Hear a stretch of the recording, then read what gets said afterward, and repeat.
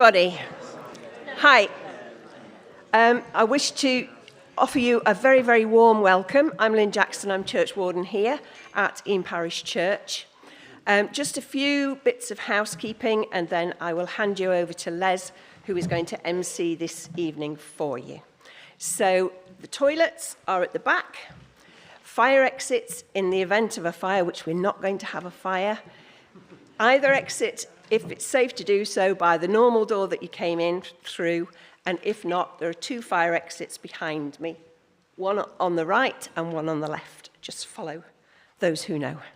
So I'll hand you over now to Les, who is going to talk to you and MC for us. Thanks, Les. MC, it sounds as though I'm going to a disco, doesn't it? Yeah, well, you never know. I normally only do it when I'm wearing a dress, though. I hasten to say that's for the pantomime at Eam and for no other reason, private or otherwise. Okay, good evening, everybody. I'm not going to take up much of your time because it's the candidates we've come for tonight. We have already, and this is a warning to the candidates, received lots of material, haven't we? I've got loads of it. Pamphlets, leaflets that come through the door. Even the Prime Minister sent me a personal letter, so to send it to me, he must be desperate. So there we are. That's a neutral political comment, is that. The candidates are seated in a random order. There's no particular significance where they're seated. It was drawn by lots. We have, of course, well, they'll get their opportunity to introduce themselves. The questions have been sent in. We have quite a number of questions. I will endeavour to get as most, if not all, of the questions in as possible. That is very much dependent on the candidates, that they answer the questions that have been asked of them and not the ones that they wish had been asked to them. And also, because we've seen the television programmes, we've seen the interviews, we've read the literature, what we're interested in is them and what they've got to say. We're not interested in them telling us what the other people haven't done. I think we're interested in what they are going to do and what their proposals are. And I'm sure, because they've always behaved, the candidates in previous occasions when they came here, that it will be a productive evening. Helen at the back has a microphone. Those who submitted questions, we would appreciate, because it gives you your involvement, if you would ask your own question. If you can't remember it, we can get a copy for you in any event. All right. There may be one that I might have to read myself from an absentee. If you wish your question initially to go to a specific candidate, please say so. That candidate will then be the first to answer. The others, if they so wish, get an opportunity also to make their observations or comments on the question. We're not looking for long questions. We want answers to the specific questions, and if necessary, I'll cut you off. If I don't do it, John will switch the microphone off, and therefore it'll be just like being at home and talking. All right, very well. Now, what I'm going to do is I'm going to give each candidate an opportunity, and they can do that by answering the first question, which in fact was submitted by John Plant. Is John with us? It's a nice short question. Yes, John. Sorry.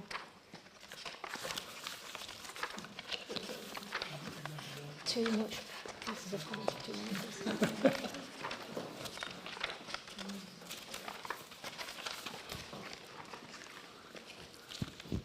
Thank you. How many of the candidates live at home in Derbyshire? And are you all involved in your local community? Right. It's a nice subtle question, isn't it? Do you live here, and what do you do when you're here apart from being candidates and working in the constituency? That also, and that's why I say, gives you an opportunity when you're answering this question also to let everybody know you are. Some of you we know, others we have had the pleasure of meeting for the first time tonight. So let us know who you are, and if you like, how can I put it politely, let's have your slogan or your soundbite as to that's what you are But we don't want a party speech. We just want to know what you is your primary thing. And that's your opportunity. I forgot to say that so far as you are concerned, Mr. Buckley, you are a substitute for one of the candidates. We're very grateful you come, and you can express the views, no doubt, that she would have done so. Thank you very much indeed. I think this time we can just start in numerical order. It helps. Sarah. Oh, they're giving me permission to be very personal and just use their first name. I'm not used to it. I'm old-fashioned, but there we go. Thank you, Sarah. Thank you very much, Les. Thank you for the invitation to come to this Hustings. Hustings are the most fun bit of the campaign as far as I'm concerned. And it's a pleasure to have a lovely cup of tea when you come. We've all appreciated that. It settles everyone's nerves and it's good fun. So the first question was, where do I live at home? Is it in the constituency? It's a question I'm asked all the time. Of course, as a new MP, when I was an MP, obviously we're all just candidates now, I was asked that all the time. When I was selected in November 2019, I made a promise that I would move to the constituency, and I did. So I was an outsider, but like many of you who I know have written to me, and I see some familiar faces here, like you, I've been new to the Dales. However, I do love the Dales. So I live in a little village outside Ashbourne. I'm embedded in the community. I know all the farmers there. I buy my meat from the butcher, who sadly has just closed for health reasons. I help with well dressings. I know a lot of the elderly people, and I'm involved in supporting people in the Royal Chaplaincy. So if you want a little sound bite about me, it is about community and about country and about looking after people who are needing help in a difficult time. And the joy of being a candidate here is that one of us, apart from Matt, of course, one of us is going to be the Member of Parliament, and we'll have the joy of doing what I've done, which is talking and helping people. Just to give you a little bite of the job ahead, I've had over 50,000 emails, of which a good manner of those are very serious issues. So it's about experience, and that's what I offer to you, experience and service. Thank you very much indeed. Yes. Good evening, everyone. I'm Helen Weatherall, and thank you to the church for arranging this hustings. I'm a Derbyshire lass. I was born in Ashover, and I've come back and now live in Ashover, just over the border with the constituency just north of Tansley. I have a deep love of Derbyshire and its countryside, its beautiful countryside. I'm a district councillor in northeast Derbyshire, and I am a member of the Pathways and Bridleways Committee. I'm a member of the Derbyshire Smallholders Association, and I'm an active member of Back British Farming. My commitment to you, should you choose to vote for me as your MP, would be to clean up politics, modernise our democracy and fight corruption. I've never done anything like this before in my life. I'm doing this because I believe that we can do better politics. We can do better governance and better government. I've worked in local government for about 40 years and in education. I've been an assistant director children's services, and I have 4 grandchildren and another one on the way. And I'm passionate about cleaning up our act as a country, and I want the opportunity to have a go. Thank you. Oh, yes, sorry. I'm a member of a very small pioneer party called the True and Fair Party, and we hope to do exactly as it says on the tin. Depends on the size of the tin, really, doesn't it? Yes, Robert. My name's Robert Court. I am the Liberal Democrat candidate, as you can probably tell from this.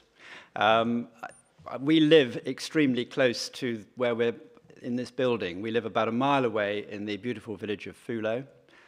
This is our church, so I am on home territory. I'm also a governor of Eames School, which is, please don't throw the stone, but it is about a stone's throw from this church. Just let your mind boggle slightly at this. And in Derbyshire, I play indoor walking cricket. And actually for Derbyshire. And at Lord's, we were the county champions. Not a lot of people know that. A few more do now. And for me, I got into this because I looked at the state of our politics and our public life, and I thought, something needs doing. Well, let's see what I can do. And we do need to do something about seeing respect, mutual respect in politics, and I'd like to see trust, truth, and integrity restored as well, while at the same time, if elected, serving and caring for this community of Derbyshire Dales. Robert? Yes.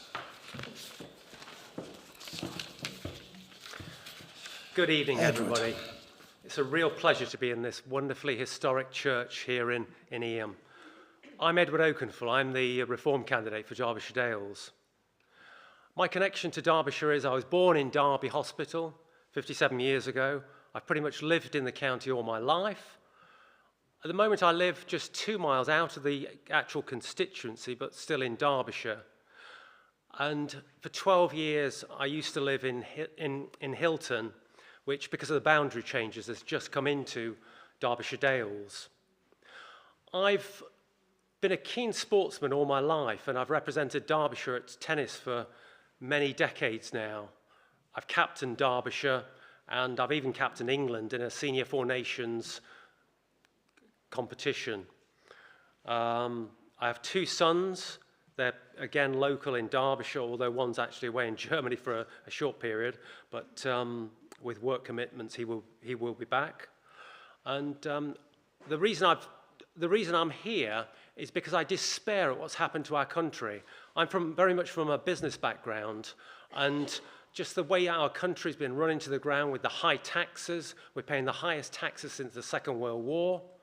What are we getting for this money? I can't think of any public service that I'm confident in that's doing well. I'm here to reform the system, not just to tinker around the edges and change the way everything is run in our country. Thank you. Thank you. It is excellent to be here in historic Eyam. My name is John Whitby. I'm the Labour Party candidate, and I have lived in Derbyshire all my life. I do live in Derby, and obviously what a fabulous place to live.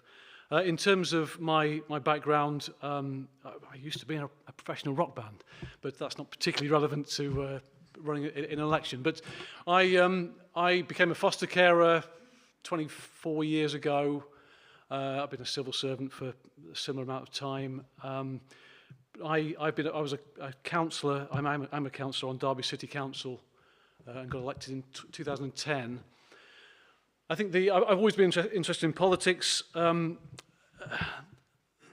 thing that has driven me really from when I got first elected was I wanted to convince people that some people are in this for the right reasons. When you say about a soundbite, for me it really would be a public service. I was the mayor of Derby in 2017 to 18. I raised, I think, more money than anyone's ever raised for children's charities before as the mayor, and I raised the profile, at least I tried to, of environmental issues while I was the mayor, and of course fostering. So they are my main objectives. Politics is all about representation. If I'm fortunate enough to be elected here, it's not all about me telling you what I'm going to do. There's just as much of you telling me what you want me to do for you. And that's hopefully what I'll do. Thank you. Thank you very much indeed. Matthew, you're happy to speak on behalf of... Yes. So my name's Matt Buckler. I have been here before. I was at Hustings in 2017 and 2019 as a candidate, and I'm speaking on behalf of Kelda Boothroyd, who is one of my Derbyshire Dales District Council colleagues. She's the District Green Party councillor for Great Longston and Carver and Great Longston. Kelda's moved, but I'm going to speak about Kelda. So Kelda's moved, Kelda's based in the Derbyshire Dales. She's really committed to the community of the Derbyshire Dales. She's bringing up a young family. Kelda's somebody who's, she's she's the youngest councillor we've had for some time after the and has young children who she's choosing to bring up in Derbyshire Dales, and I think she's made a real commitment to being here, and that sort of community is what she's trying to do, and Kelda's standing because she thinks that we need to have real hope, real change, which is what the Green Party is standing for at this election. Thank you very much indeed. And Rachel. Good evening, everyone. My name is Rachel Elnor Love, and I'm standing as an independent candidate. Now, I moved to Bakewell in 2006. I have 5 sons, and they've all been educated in Derbyshire Dales. Now, my background is business. I started the Experiences brand Red Letter Days, which I grew from nothing into a multi-million turnover business, which got me on Dragon's Den. I was on the first 2 series. And that opened me to being a mentor, and I've mentored many thousands of entrepreneurs and small business owners over the past 20 years or so. And the reason why I'm standing here in front of you today, the reason why I've got involved in politics is because I saw the devastation that was being caused to small businesses.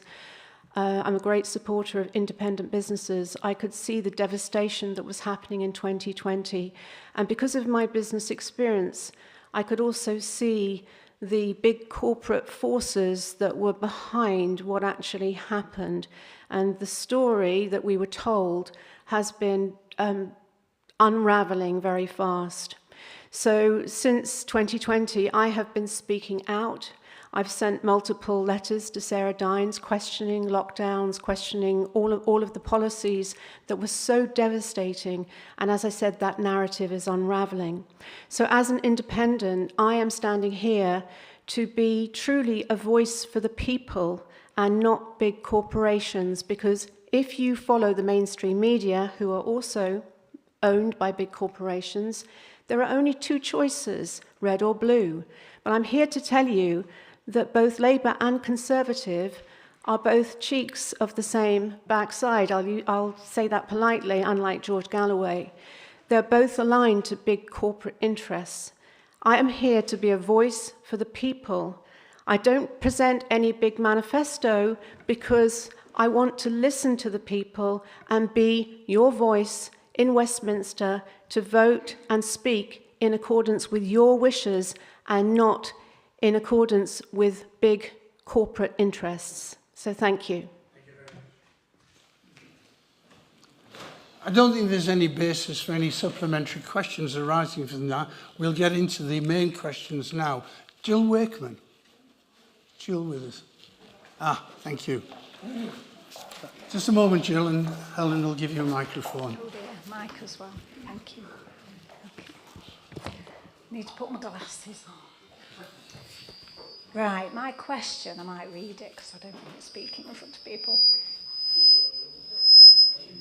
I've not. Is it nearer? That's better. How can the problems with our local public transport be solved with the Conservative policy of reducing taxes, which will lead to the complete privatisation of all public services? Unfortunately, bus services from Eam will never be profitable, and private companies will be very unwilling to run anything that is not profitable. They will also be very unwilling to use profit from more profitable routes to subsidise areas like Eam. I have hydrocephalus, and the neurosurgeon wants to fit a shunt. This would mean I could not drive for 6 months. I have looked at public transport, and it is impossible for me to get to work early enough. To have a chance of getting there, albeit late, I would have to walk, cycle to Grindleford to catch the train. Not sure if that will be manageable after surgery next to my brain. Has Sarah Dines done anything in her 5 years in office to alleviate the horrendous public transport services we now have in Eam, and no post office? So obviously people with no car can't get to. And Jill, as you've asked a specific question there, in general terms, are you asking Sarah Dines to tell you what she's done? Yeah. Or for the others to tell you what she hasn't done. That's absolutely fine. I mean, we know what it's like in the village. Yeah. And obviously with losing Well, I the think it's post only fair as office. the direct reference Yeah. to Sarah that she does get Yeah. the chance to Okay. answer that question. The question actually is, the question is, what have you done? But the premise of the question, of course, if I summarise it hopefully accurately, is that the policies of the Conservative government have led to increased privatisation. Privatisation has not led to profitable businesses, which has meant reduced bus services to the community, to the detriment of those who are and could be entirely dependent on it. What are you going to do about it? Thank you for that really important question. And I'm sorry about your health issues. In relation to transport, that's a real priority for me. I was incredibly pleased to hear that the government was spending so many millions on subsidising the routes with the £2 ticket fare, which has made a massive difference in terms of how many customers have used that service. And I'm pleased to say that the government have been continuing with that financial commitment. With the change in the funding for HS2, the sum of 172 million is being put within the region to increase the assistance of bus services. And what's quite interesting, just to be for a short moment party political, the Labour Party have said they're going to reinstate HS2, so they will be taking away almost £200 million from our travel. This is a very tricky issue, and it affects people that have been writing to me all the time. It's not about privatisation or state monopoly. It's about effective service. What works for this community? I have been down to the failing bus services. I've been to Hulleys in Baslow. I've spoken to the operators. I've been to the county council on behalf of constituents who have written to me with very, very moving stories to see how we can make sure we get somebody to school, somebody to their medical appointment. So I have done, with respect, as much as anyone can do. But this is close to my heart. We do need to have effective bus services. We need good public transport. And if HS2 is reinstated, as Keir Starmer says, it's going to be very tricky. Are we going to have to cut everything in Derbyshire just so that Sir Keir Starmer has that railway? I'd like to hear from the Labour candidate on that one. Wonderful. Well, I've got to say the HS2 is news to me. If it happens, then absolutely brilliant. Because we need HS2 to go to Manchester, but yeah, you could be wrong. I've not heard that. It's not in the manifesto. Listen, the £2 tickets are fantastic, but if there's no bus to get on, yeah.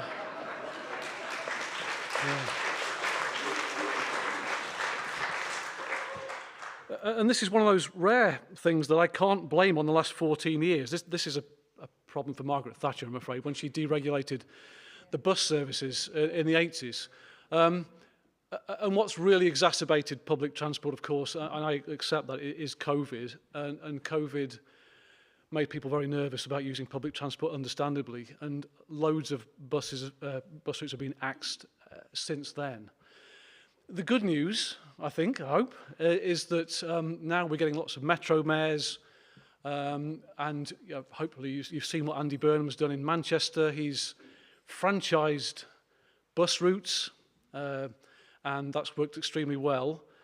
What Labour have said, what they've definitely said in the manifesto, is that we are going to offer that option of franchising to places that haven't got a metro mayor. Of course, we have got one anyway now with Claire Ward, but so we can do franchising, and even better than that, Labour are looking to legislate to allow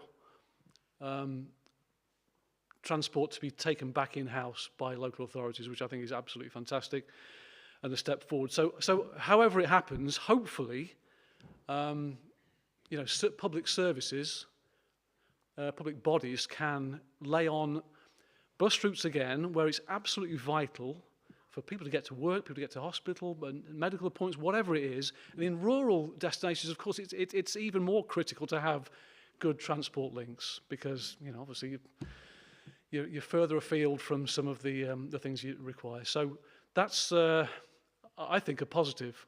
Also, Labour's going to spend, they're going to try and fill 1 million potholes a year, which might just about do Derbyshire's. But yeah, that's my answer. Thank you.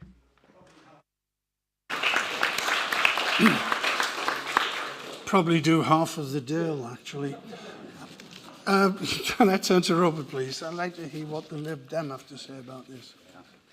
Well, it is obviously a massive problem, and it isn't just the schedule, it's whether the bus will actually turn up, isn't it?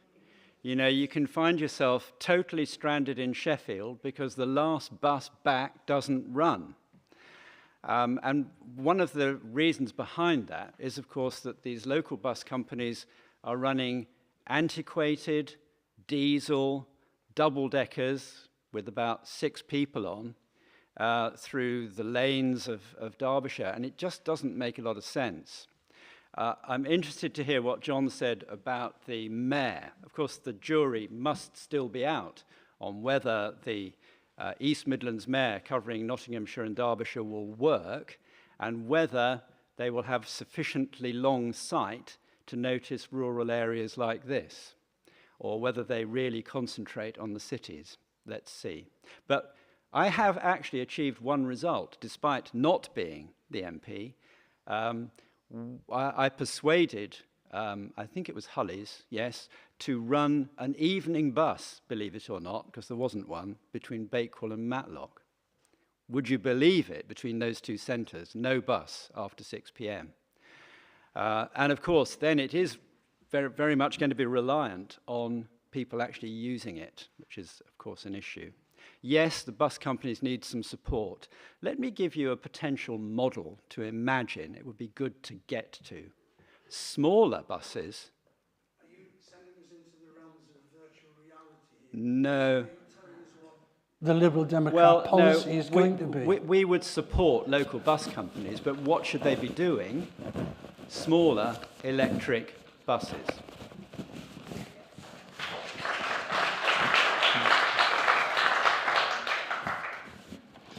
Rachel. So thank you for raising that point. And the thing that dismays me is that Sarah Dines talks in the millions about funding that's been put towards transport, whereas billions are being sent to fund wars in Ukraine and other places. So we can find the money when it comes to war and overseas stuff, but we can't find it for our own people. Now, I want to just move the focus to the bigger picture here. There was recently a G7 summit which Rishi Sunak attended, where there was a discussion with the head of BlackRock, one of the biggest asset management companies on the planet, where they were discussing about moving all public investment and putting it in under the control and being financed by these big corporations. And what that means is that we, the people, will be paying for everything, every piece of construction, every bridge, everything that is financed by these big corporations. And John was right in that the problem actually was rooted in the 1980s with the privatization of all the national industries. We are now, the cost of living crisis is out of control, and yet all of those big corporations which were privatized are making massive profits for their shareholders, and something needs to change.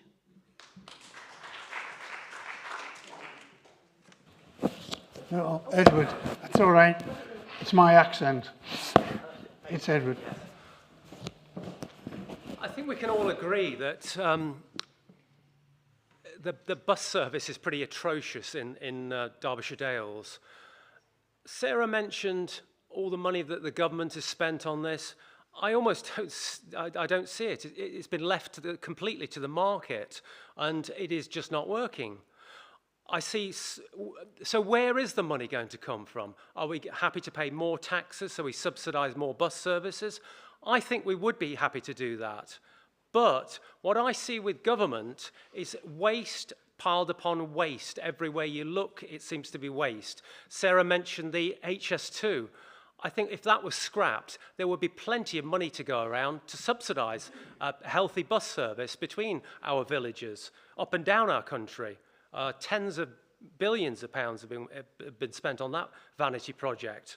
I could go on. There are so many quangos that aren't even answerable to government, that spend our money on goodness knows what sort of schemes. there are massive savings that can be made that could be invested in our communities and our local transport systems. And that's very much what I would be looking at.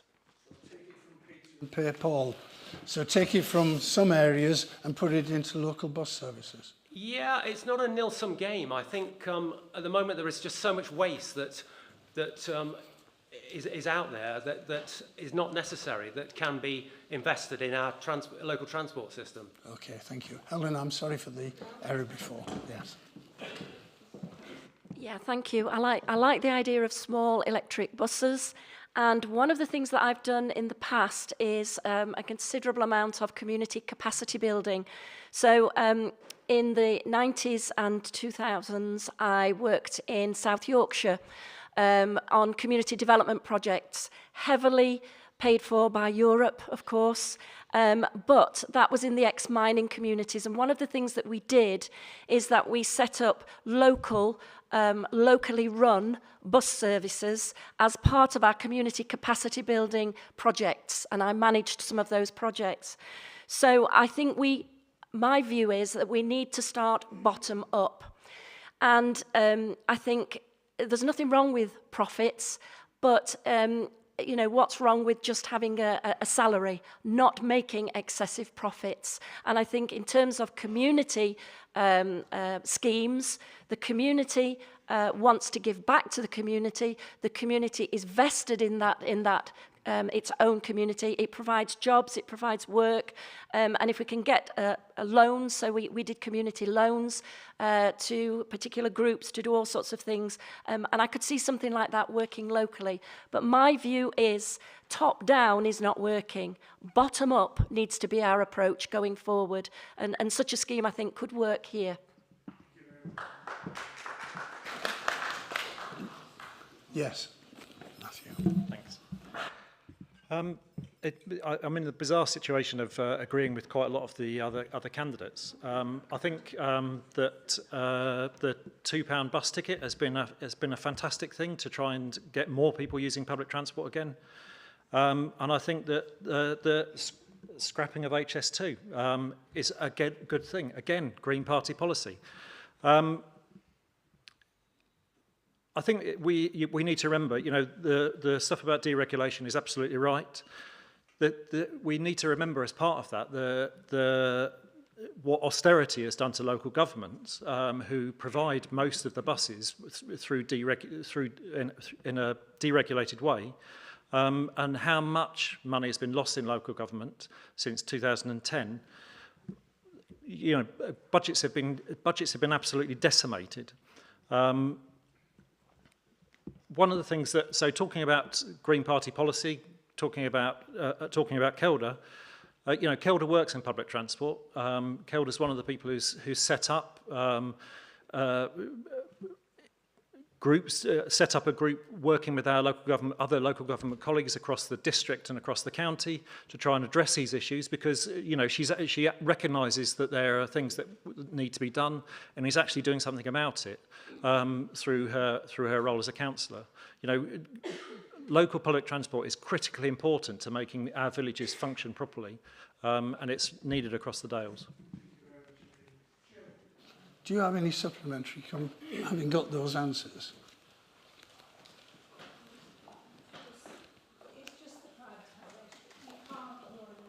Sorry, the mic's coming to you. There. Yeah. It's really, really difficult in this area because they're never, ever going to run at a profit, your public services. And, you know, reducing taxes. I'm happy to pay my taxes. I want a better NHS. I want better public transport. And I wouldn't mind. My dad was a company director. Well, he was shoe research firm director. And I was brought up that it was right and proper to contribute and pay our tax for the benefit of the common. How do you feel about the answers you've got? Very briefly. Are you comforted by them? Are you? No, not really. I like John. My memory, I've got hydrocephalus, so I can't remember a lot of the answers. All right. That's okay. But I felt really positive about what John said, so. Thank you very much. Okay. All right, thank you.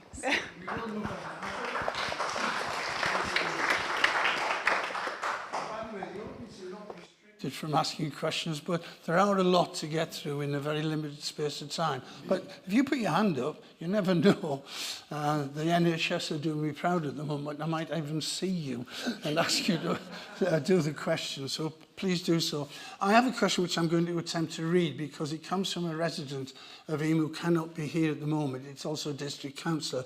It's Simon Ripton. And it seems to me it's a question that's, well, it's got, his district councillor, it's got a long preamble and a very short question at the end of it. But I'll do my best, and it seems to me very apposite to this particular village.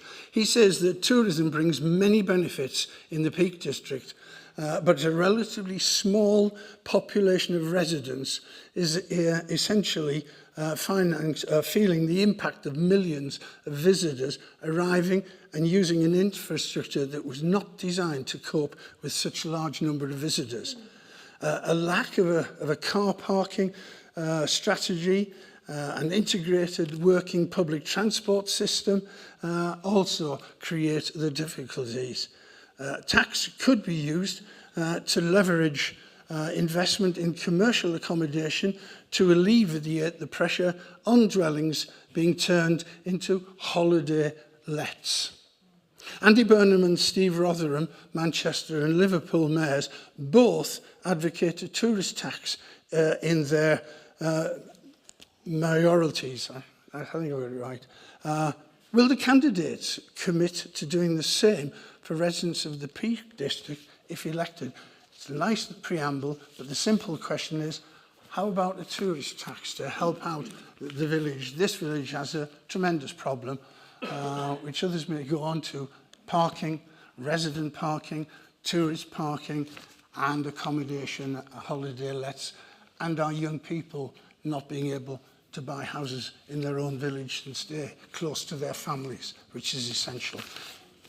I'll start at the end this time, if I may. So, looking at that from a business point of view, the value of the millions of tourists coming into Derbyshire Dales is huge.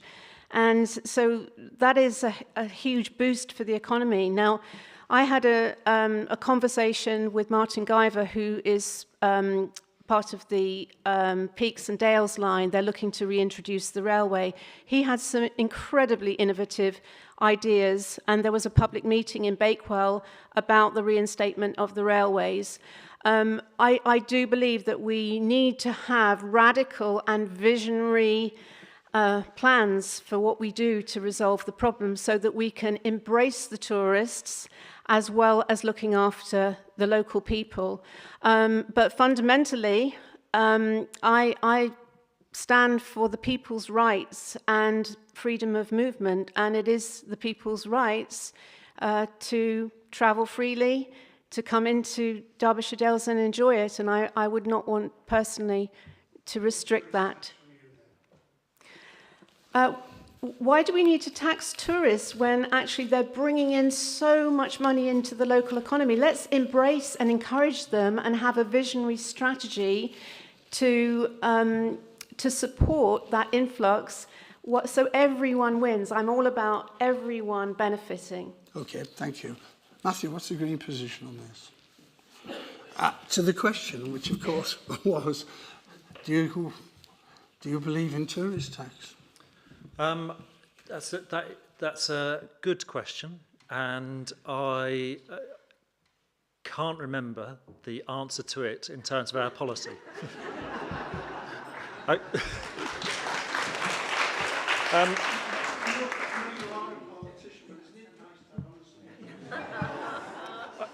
I'm as one of the. Well, no, I'm quite happy to commit myself, but I'm going to be committing myself rather than saying what Kilda would say as a representative of the Green Party, because I sit on the district council and I sit on the Peak District National Park Authority, so I'm a member of the National Park Authority, and as far as I'm concerned, the national parks were set up for people to access the countryside. That's what they're for, and so if they don't work, it's because we haven't got put structures in place for them to work. You know, there are. I agree with Rachel. It's not about either or. We should be making these things work for everybody, and we should be making sure that there's accommodation for residents, there's accommodation for visitors, and we should be encouraging people to stay in the national park for as long as they can, because that generates more income for communities. Most of the people who come to the national park now are not tourists, they're visitors, and they come and stay for the day, and that's what the real issue is. So I'd really like to see the national park having a tourism strategy to make sure that we're doing it in a properly planned way, and you know, that is what the Green Party policy is. That we should be encouraging people to holiday at home, to reduce the international travel. If we want to do that, we need more people to stay here.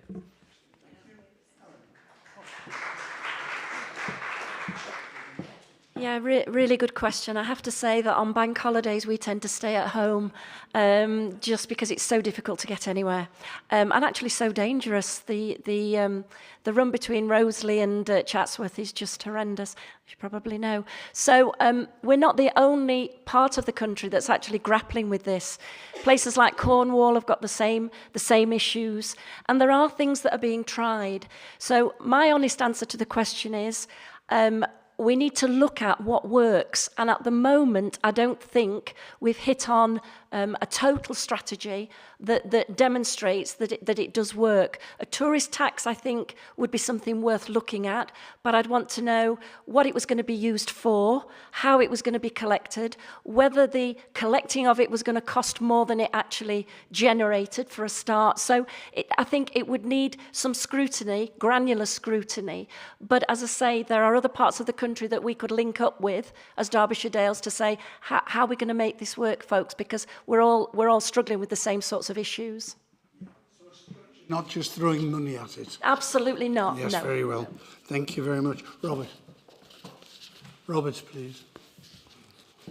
I would agree with Helen on the tourist tax question. I was just thinking, having recently been in France, you pay a tourist tax there, but the whole French structure is very different. And there would be the risk that it actually cost more to collect than you would actually get in. So a cost-benefit analysis would be needed. Any new form of taxation needs to be entered into cautiously. The broader question, obviously, is about the sustainability of rural communities like this one. And there are many issues which we really do need to be dealt with in a strategic way, I think. We've seen a piecemeal approach. There are piecemeal things you can do. The maximum level of council tax on holiday and second homes has been increased. My party would increase it still further. Bad news if you own a holiday let, but I think the balance needs to be shifted back towards sustainability, because we need to have local services not closing down because they're not used, and we need to have local schools populated by local children rather than struggling with small numbers. So there's an enormous amount to do, and it does need a strategic approach. So that would be my answer, and also actually the Lib Dem answer. Yes. Yeah, thank you. It is an absolutely fantastic question, and I don't like making decisions that quickly, but I would be inclined to say I probably would be against a tourist tax. Obviously, tourism is incredibly important. I would be more inclined to try and fix the issue with having a lot of tourists and a lot of second homes and a lot of holiday lets, and that is that certainly young people or any people, they can't buy homes in the area because I think there's 2,500 holiday lets and second homes, and the number of new houses built in the constituency in the last sort of 10 to 12 years is only just higher than that number. So we're not going forward. And you know, we've also got lowest median gross wage in the region and the highest property prices. So young people are sort of priced out the market.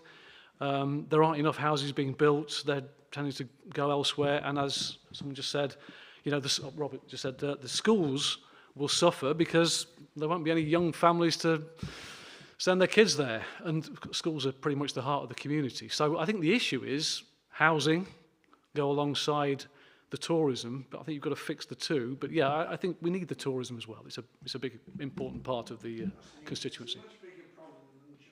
Imposing a tourist tax. I think so, yes. Sarah.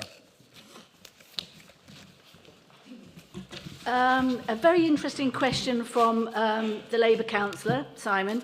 What I would say is no. There should be no tourism tax. I'm afraid I'm pretty old-fashioned and perhaps pretty rare, having been a barrister before I was an MP and answering the question. There shouldn't be a tourism tax. When I came to Derbyshire for the first time, it was as a child and as a tourist. And we came several times, like Keir Starmer's video today where he walked through the Lake District or wherever it was. The reason the Peak District exists by statute is for the working man. It's not for people that live in one particular village. Of course, we have to make improvements to make it work, but it is for the common working man, and I class myself as that. When I came to Derbyshire Dales, it was because it was free. There were 5 children in my family. We couldn't go anywhere else other than in the back of the car with a tent or a caravan. So no, tourism tax, absolutely not. If we look at the wider problem, though, of course we need to make things work better. When I was doing work on holiday lets, tax allowances, the county council said there were 2,000 or so holiday lets in the whole of the county. In the Dales, it's fewer than that, but it's still quite a lot. John wanted to know about that. So no tourism tax. This tourism in holiday lets and accommodation brings a lot of money in. It may inconvenience those that live there, but we have to rub along together because it's the right of a citizen of this country to come to a national park. It's also the right of somebody that runs a farm that might not be making any money to have one holiday let accommodation that isn't suitable in the Peak Park to get planning permission to change into a long-term home. So absolutely not. I don't need to think about it, cogitate it. It's an absolute no in an unusual answer, clear answer to the question. But if you want to know what I've done in relation to tourism generally, I'll tell you about it later. Now, we could go on, and there are further questions in this area. Forgive me for those who I haven't asked the question, but time is going. I would like... Sorry? Oh, I'm sorry. I knew there was one I would miss. Nothing personal. Some great points people have covered there. The Reform's point of view is definitely we don't want any extra taxes. We've got an incredibly bureaucratic tax code already. I think it runs to 22,000 pages. Hong Kong, for instance, has a tax code that runs to 500 pages, so no new taxes, definitely not. But the problem people have talked about is young families and the cost of housing in the Dales. I would like to see much more sympathetic planning for people that have lived here all their lives and are looking to expand families. I've talked to several people that cannot afford to. They're having another child, so they need extra accommodation. They can't extend the house because of the strict planning rules, so they're having to sell up, often to somebody who's going to have a holiday let out of that house, and then they're going to move to the cities for cheaper accommodation, so people are moving out from the area. I'd like to see much more sympathetic planning. I'd also like to see innovative schemes. I think they have it in Cornwall, where local people get preference over affordable housing within the area. So that would be my answer. Yeah, the trouble with that is, when you say people get preference over affordable housing, in fact, preference would be given for Eam, and I'll be correct if I'm wrong, if you live as far away as Birmingham. The catchment area is so large, it doesn't give any advantage to local people. I'm sure it could be worked out, Les. People that have lived here for generations are having to move out. I'm sure we could work out some geographic area for this. But certainly not, you don't want to increase taxes. It might put people off coming here. I also think people in cities that if they're on low incomes might be put off coming to our beautiful region. It should be for everybody to come and enjoy our beautiful Derbyshire Dales. Okay, thank you very much indeed. Yeah, hi there. Yeah, of course. There's a... Oh, I'm sure you can. We have a holiday let on our house by virtue of the fact that we built an extension to accommodate our 4 children. When they moved away, we had an empty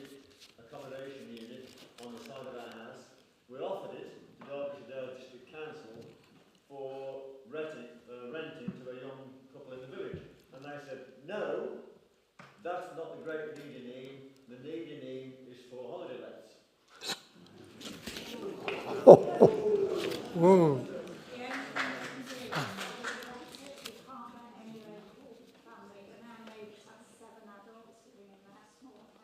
Yeah. That's both. That's a startling comment there. Wow. Oh, I don't doubt it for 1 minute. But from the sharp intake of breath around here, I think there's a few people were surprised and shocked. The supplementary to that would be, where's all the money gone from the sale of council houses? Why wasn't that used to build more council houses? That's another question which... Now, I said we're moving on. I have a couple of questions. In an area I thought I'd get a lot of questions, but there's not many. Well, there's only two. And they both run together. So I'm going to ask, because they merge one into the other, I'm going to ask both, one after another, before we go to the answers. First, is Colin here? Colin Swindle? Yeah.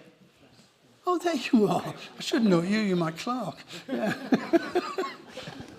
Have you got your question? I have, yeah. Thank you. As somebody whose mortgage has been impacted by rising interest rates, and like everybody else, we've had the added increase in food, fuel and energy prices. I've had to take on extra work to make ends meet. I can work up to 60 to 65 hours a week. My wife works as well. We have a very modest lifestyle. My car's on its last legs. We have a small home and very few nights out for fun. And we still just get by. And the worst part is it takes time away from my young son. There are many people in my position and some a lot worse. Can the candidates please tell me what their party will do to make life easier for people like me? Thank you. Thank you. And somebody... And Ben Carter. He's not here. Well, I'll try again. This is on the same theme from Ben Carter.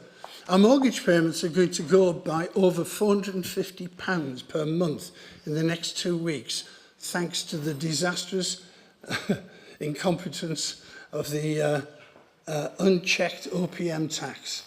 Trusts and that is over £5,000 per year. My wife and I will be struggling to support our 2 children while making those payments, and we'll be cutting down our budgets for clothing and food. What will your party do in government to support people like us squeezed in this way? And what measures would you put in place to limit the economic damage brought about by such reckless leaders? It's a good start. Let's start with you, John. Oh, okay. Yeah, I'm very sorry to hear that. We have lived through a moment in history, really. You say mortgage payments. I think the average is 240 a month up. Taxes at a 70-year high. National debt has doubled since 2010. Typical households are £5,900 worse off than they were 4 years ago. I mean, it is desperate. So I suppose first thing is we need a stable government, first of all, and a stable economy. We haven't had a stable government for a long time. We need to grow the economy. I know that's easier said than done, but I suppose if we have stability, we may well get there. We could do with getting some of those 7.5 million people off the NHS waiting lists, get them well again, so that they can go back to work if they are working age and contribute to the economy, pay tax. That will certainly help. We're going to introduce Great British Energy, which is going to cut people's energy bills, and that's been a massive problem, obviously, for several years. Energy insecurity. We are desperate to get, to be completely reliant on our own green security, energy. It'd be absolutely fantastic. We're going to double onshore wind. We're going to triple solar. We're going to quadruple offshore wind. We're going to do nuclear, and we're going to save, I think, the nation £93 billion. I think the equivalent is around £300 a year each for their bills. So there's a lot to do, a lot of different strands to this. But I think in the first instance, stability and economic growth will go a long way. But it's been a desperate time, and not being reckless with the economy. And not being ideological with tax cuts. I mean, I tell you what, this is my third election in 3 years, so I've spoken to a lot of people in the last 3 years on the doorstep, and not a single one of them has said to me, you know what, you need to cut taxes. No one's ever said that. And I appreciate, we all want to pay, yeah. I appreciate we all want to pay less tax, that's just human nature. But the reality is, I think we all appreciate that we need public services to work, we need the economy to be fixed, and that question about where's all the money gone is a great one. I don't know, it's a rhetorical question. I'll leave you with that one.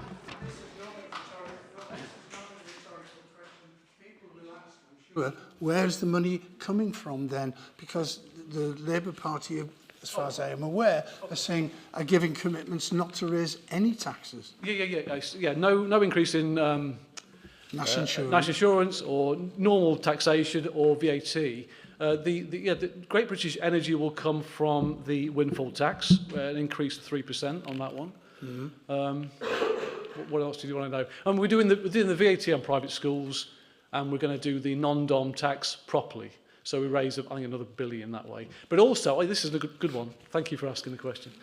The bizarre thing is that I didn't realise until recently is the amount we're owed in tax, the country's owed in tax, and what we actually bring in is 36 billion. And that increased by 5 billion last year. So one of Labour's policies is to actually invest some money, I think 900 million, in more tax inspectors, more kit for the tax inspectors to bring in around 6 billion. So that will pay for a lot of our programmes as well. Yeah. So I like your confidence on your cost-benefit analysis, but still, tax inspectors will get in more tax than it would cost to pay the tax inspector. There's a lot to go at, that's what I'm saying. Exactly. Sarah. Thank you, Colin, for that excellent question. And thank you for the work you do as parish clerk to several of the parish councils. It's a wonderful job. He's used to us saying that. You don't have to butter him up, Okay. Sarah. I doubt if it would work anyway. So what are we going to do to make life easier for you? Well, just think about what the Conservative government has done, which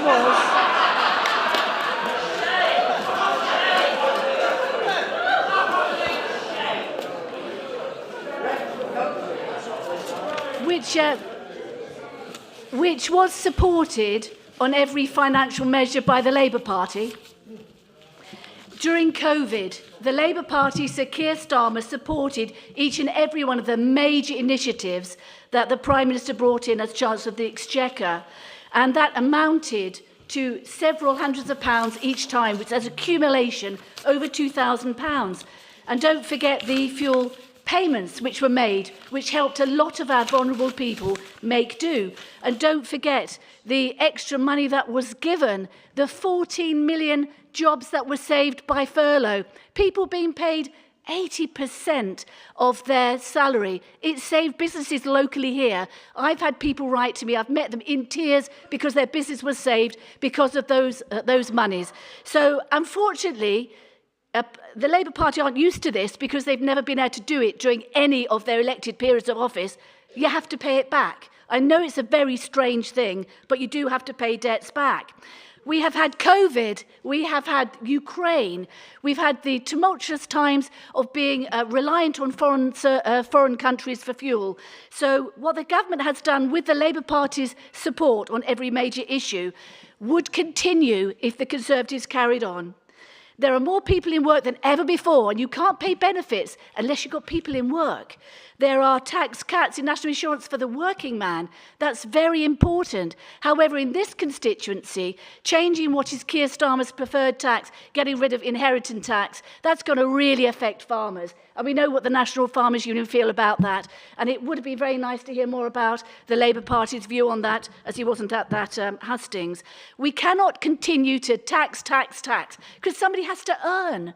Just remember what the Labour politician, the former Chief Secretary to the Treasury, Liam Byrne, said, which is typical for the end of every Labour administration. There's no money left.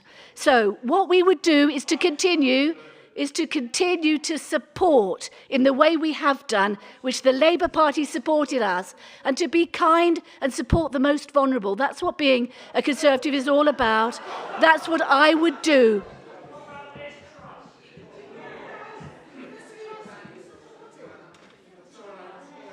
Congratulations, Sarah. I went to the comedy club last Thursday, and you got the biggest laugh of the night there. And that, not because of you, but because of the perception of the last 14 years. And you've attempted to answer that for us. Thank you very much indeed. Robert. Well, follow all that wishful thinking.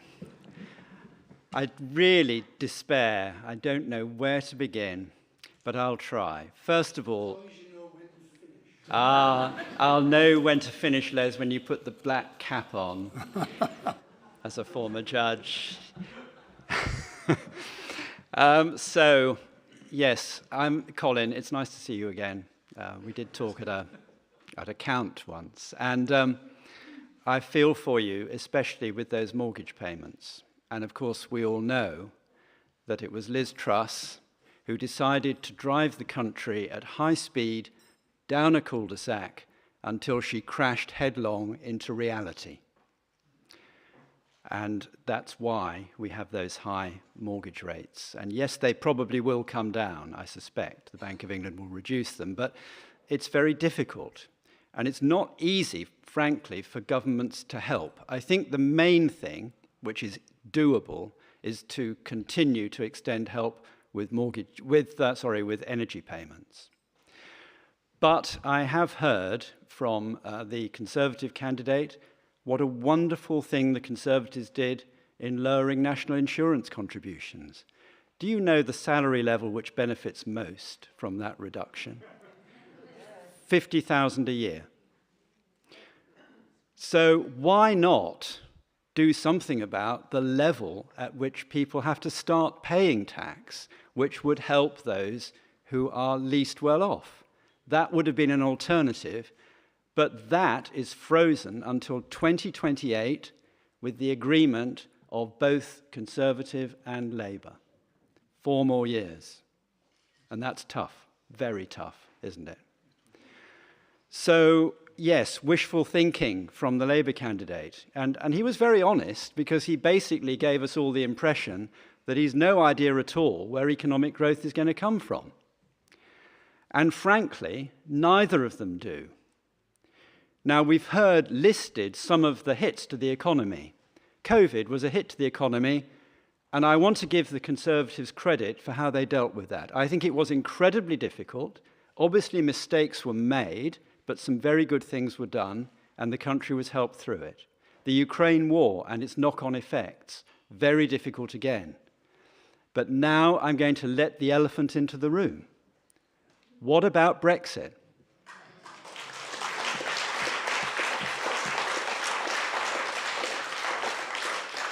By which I mainly mean the way the Conservatives did Brexit, with Labour agreement, because they decided to go for as hard a Brexit as they could in order to appease the likes of Edward sitting behind me and his party. Result, significant hit to the economy. Now, we could do something about that, and the Liberal Democrats would. We would build up relationship with Europe, we'd improve our trade with Europe, take us into the single market and the customs union, which neither the Conservatives nor Labour would do. We could undo some of that damage, and we could get growth. It's better to do it by a sensible means than wishful thinking.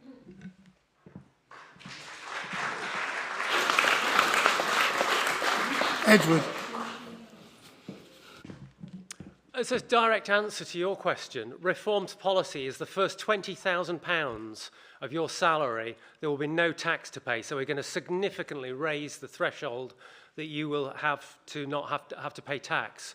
That's a pay rise for every single person in this country of £1,500. And I think that will massively help families up and down this country. It will help everybody.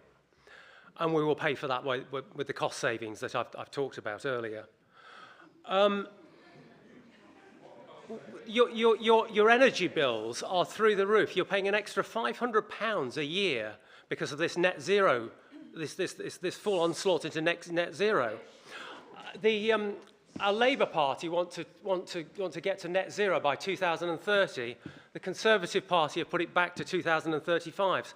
This is just a pipe dream. We cannot destroy our economy by a headlong onslaught into net zero. I live on a farm myself. When I moved into the farm, I had 24 solar panels and a great big windmill. We were off grid, but when the wind wasn't blowing and the sun wasn't out, we had to rely on a diesel generator. And for maybe a quarter of the year, we had to rely on this diesel generator.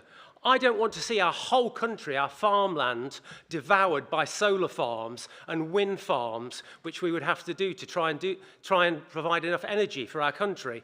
That small nuclear reactors are maybe the answer, but it will save him a lot of money on his energy bills because of scrapping net zero. What about his which mortgage? I'm explaining that is a nonsense. That What the about trillions of pounds that it's going to cost. No, what about his mortgage, which is his question? Well, he'll have an extra £1,500 a year from his allowance on his £20,000, not having to pay any tax on his first £20,000, and he's going to get an extra £500 from not having to pay all the extra taxes on his energy bills. So £2,000 a year better off. Is Colin going to be better off, or is he just going to pay less on that? £2,000 a year, I think that's quite a substantial better off. He'll stay the same.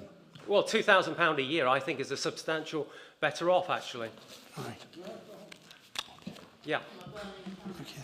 Yeah, we're going to destroy it, aren't we, really? Okay. What about China and India and putting up a coal-fired power station every week? You know, we can't hear you down there. Helen, you want to join in this one? Yeah, okay. So I have 3 children, and Colin, I recognise what you're talking about, struggling. Both my daughter and my son, their mortgages are going to be going up by over £400 very soon. My daughter spoke to me today about having to potentially sell the house. So I recognise it.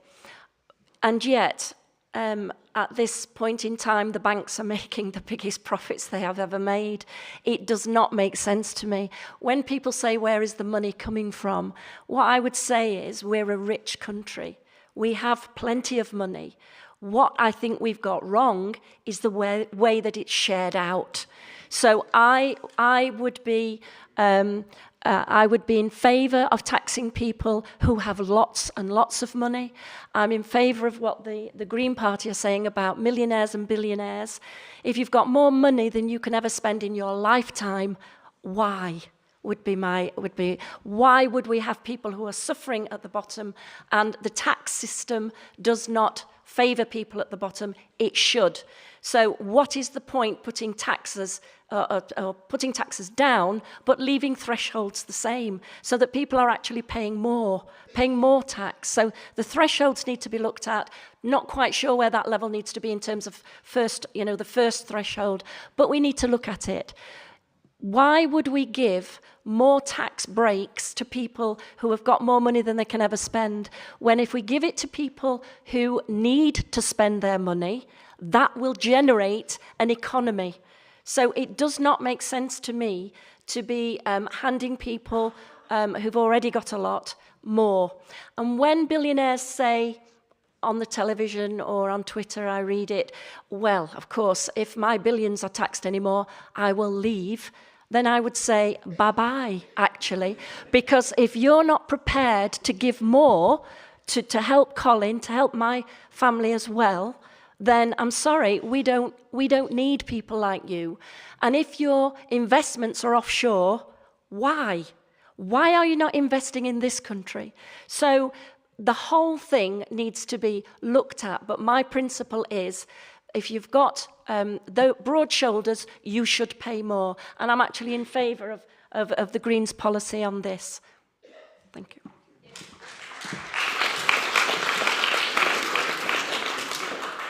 Rachel, how's your tale of woe? So, Colin, I'm actually shaking my head in dismay and despair at hearing these responses. And I know, I do a lot of mentoring of small businesses, and I know how many people are on the edge, literally millions and millions of people in this country. And rather than talking about fixes for this, we need to look at the underlying fundamental problem here, and that is that big corporations have taken over everything. And as I said earlier, and has been echoed, these huge corporations are making bumper profits for their shareholders. There has been the biggest transfer of wealth over the past 4 years from the poorest people to the richest people. And that isn't just in this country, that is worldwide.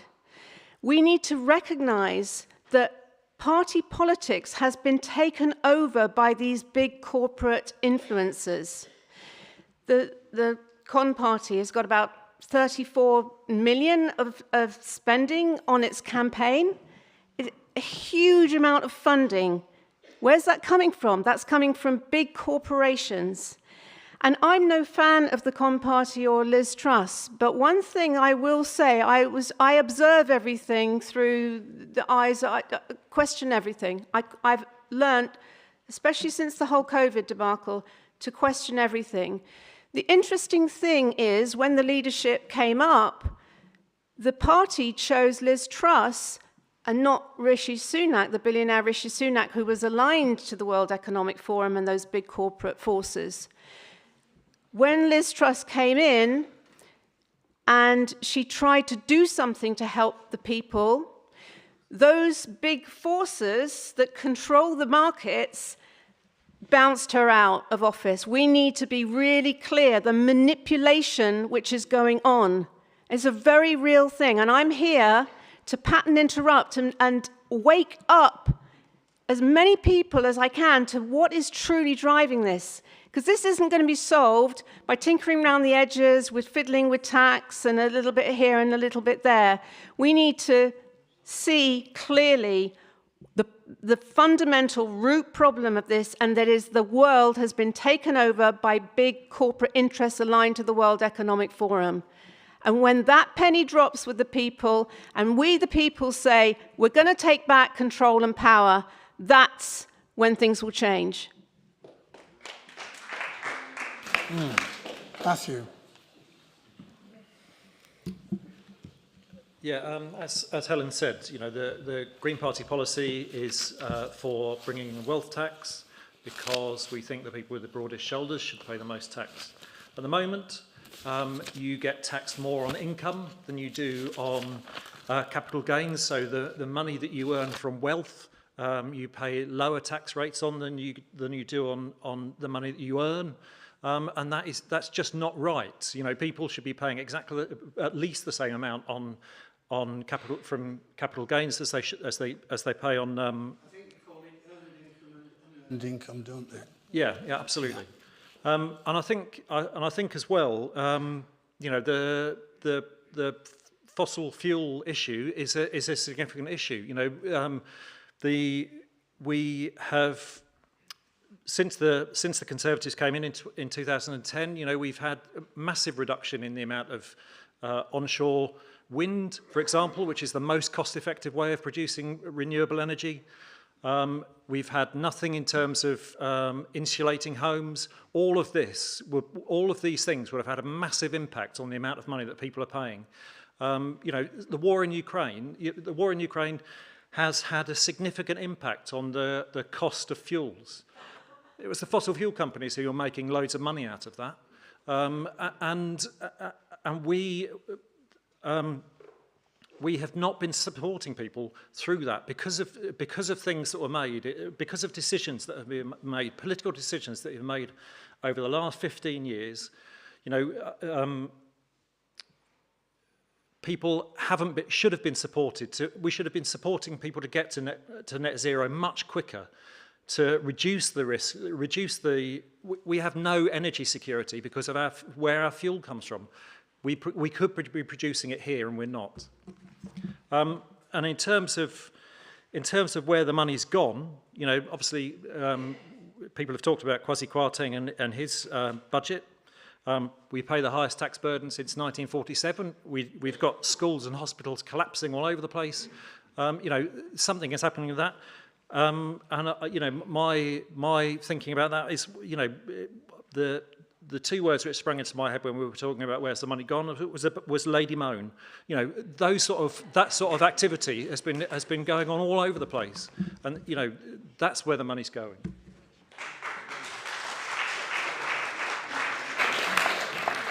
Can I move now to an area which is of particular importance to people? Oh, I'm sorry. Yes. Quick question for everybody there. Well, most of you have said that you want to tax the rich.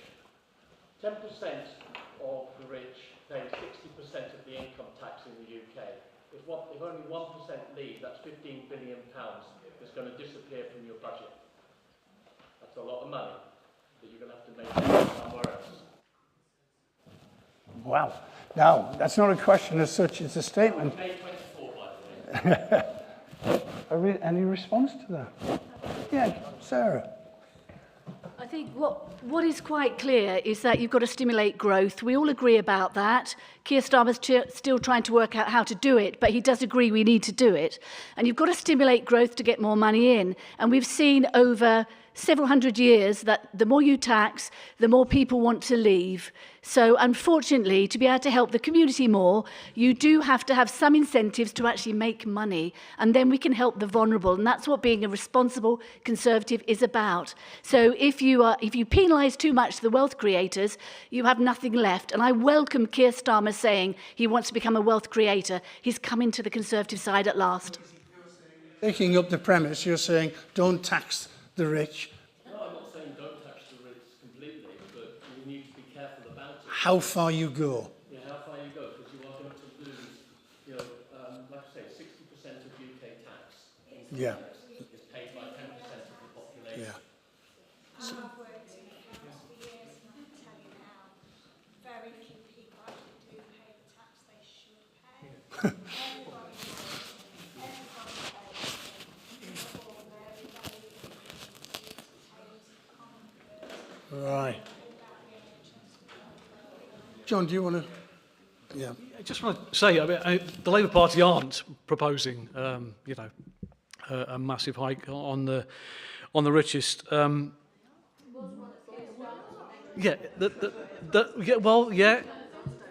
they're not at the moment. That's what I'd like to say.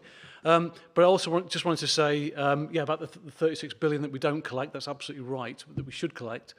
And also the Liz Truss budget. I think it was a disaster, not because of corporate influence, but it was a disaster because she cut taxes and tried to borrow to backfill it. It was a complete and utter disaster, and we're all paying for it now. Just wanted to make that point. Thank you. Echoing the words of other people, we'll really look at the questions and really look in the future. Okay, anybody else? Yes. Oh, sorry, yeah. Sorry.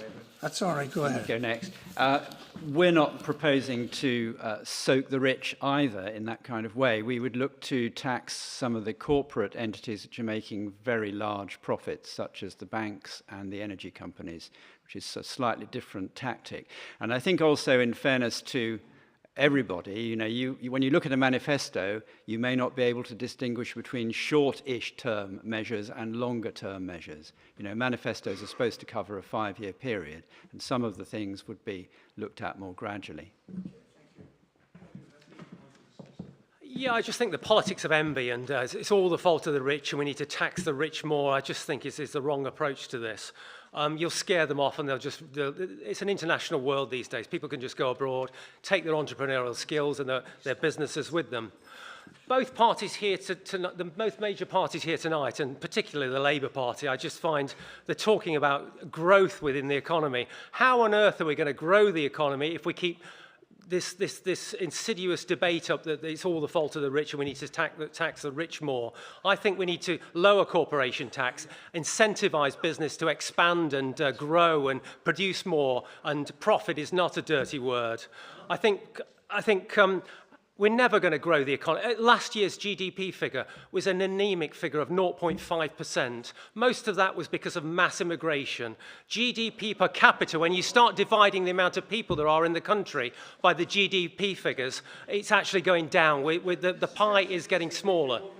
Rich, you'll have a mass emigration. Absolutely. It happened in the 1970s. It happened in the 1970s, and under this Keir Starmer government that has got no idea about tax policy, it's going to happen again. I think we'll leave it there. Anybody else want to come in on this? Yes. Let's keep it short. Yeah. All right. So I just wanted to question this idea of the wealth creators. You talk about the wealth creators. The people are the wealth creators. In truth, it's the people who are the wealth creators. And I absolutely agree that the big corporations are making bumper profits. We were at the farmers' hustings the other night. The farmers are living on the edge because of big supermarkets and their prices being driven down. This is the real problem, that there is too much power with big corporations and everyone is suffering. I can't put this strongly enough. The true wealth creators are the people, the working people in this class. Yeah.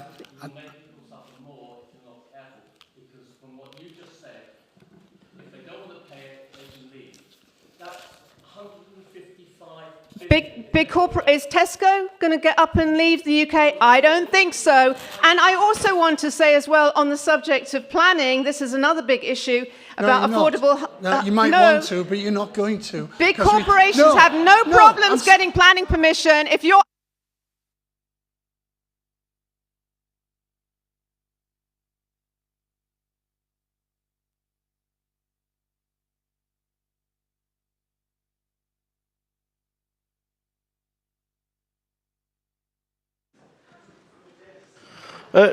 Just a very, very short, it's a statement, not a question. It's about that point that was just made on profits and how, that doesn't have an impact on ordinary people. In 2022, oil companies and energy companies made profits of 76 billion. In 2023, that was over 700 billion. Was there no link between that and how much people's energy bills went up? There's clearly a link to me, I think, and, just think people in that room should say that when some of the candidates are completely ignoring it. Thank you. Can I bring the level down to more local? Because I can't understand millions and billions. It's far too much. Is it on this topic? I can take one before I move on. Yeah, I had this hand was up first. Thanks. It's just a follow-up question. In this constituency, I think about 15% of people are living in fuel poverty.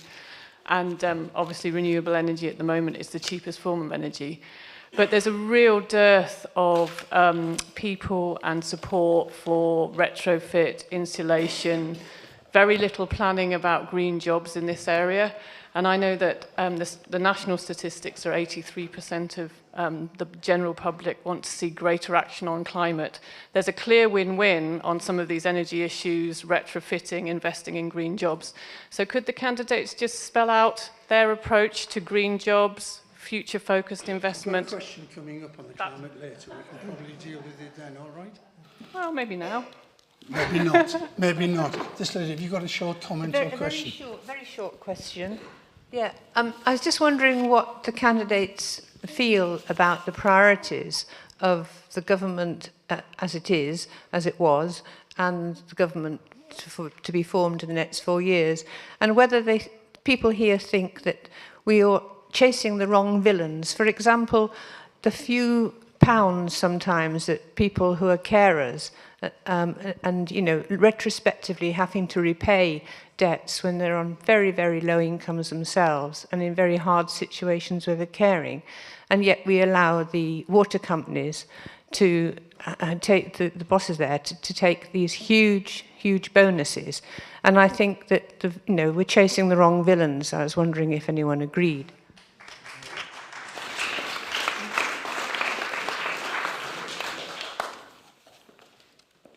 Lynn Innes. Is she with us? Yeah, well, yes, but I don't want to spend the rest of the night on this topic. I've got other questions. Okay. Yeah, sorry? Want the 2 new topics? Very well, I'll take short comments. It's your... Okay, I agree. We have got the values, principles and priorities wrong. And, you know, somebody mentioned COVID and some of the contracts that were let during COVID and the outrageous corruption that happened as part of that. We need to get that money back. I think the other thing you talked about, carers and young carers as well, they provide unpaid social care to the tune of millions, if not billions. I had a meeting with a group of carers the other day, and I was shocked at how much they contribute voluntarily for their loved ones, but they're saving the state a huge amount of money. Any help we can give them, I think we need to promote. So yes, I agree, we haven't got the values right. Thank you. The lady here raised the point about carers and the fact that carers, if they go, £1 over the maximum earning, they have to repay everything that they've already received when they're in no position at all to be able to do so.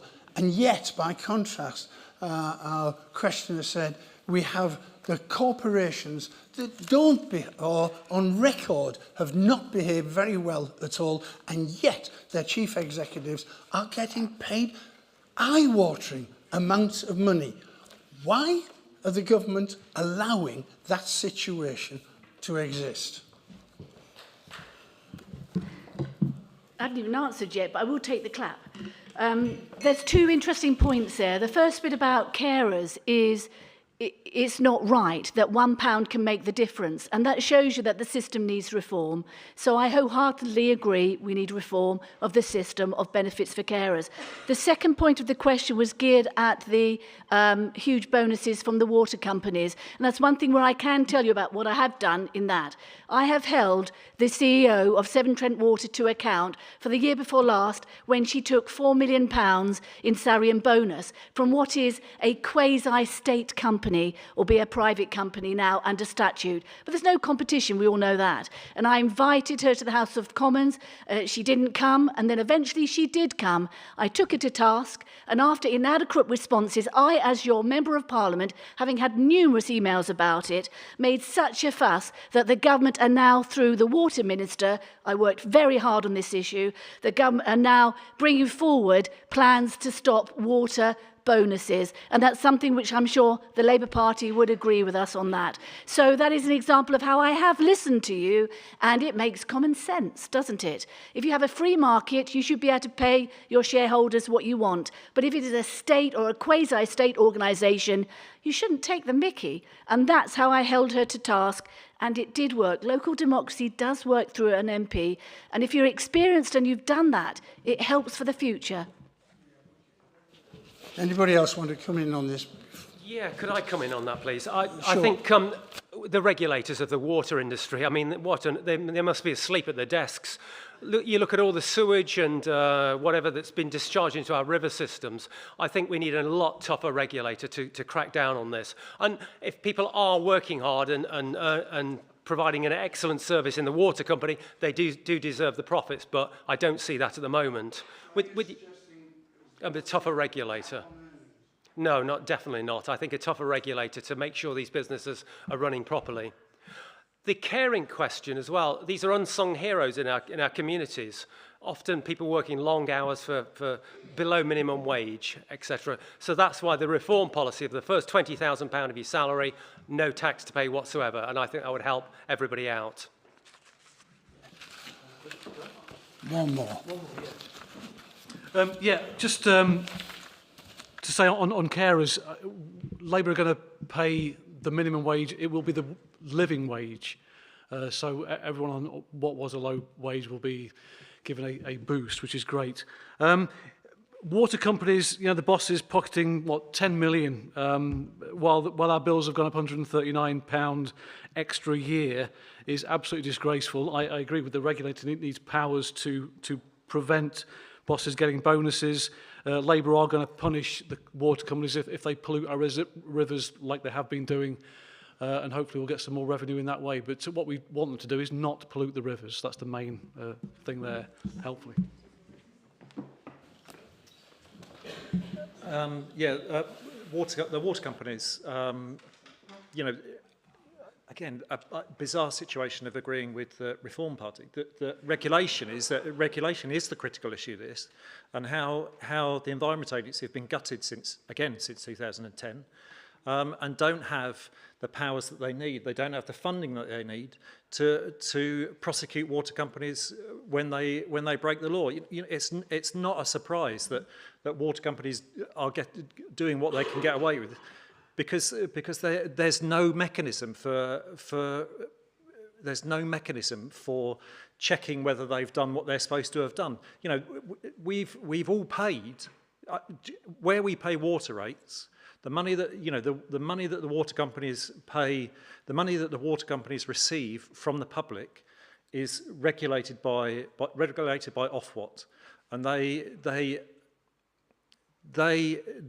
do an asset management program every few years. They're going through one at the moment, and how much we pay in water is determined at that point, and that tells you how much they're going to spend on the various different things that they do. They haven't done that because the Environment Agency hasn't had the funds to regulate them. That's, you know, it's a complete failure of government regulation.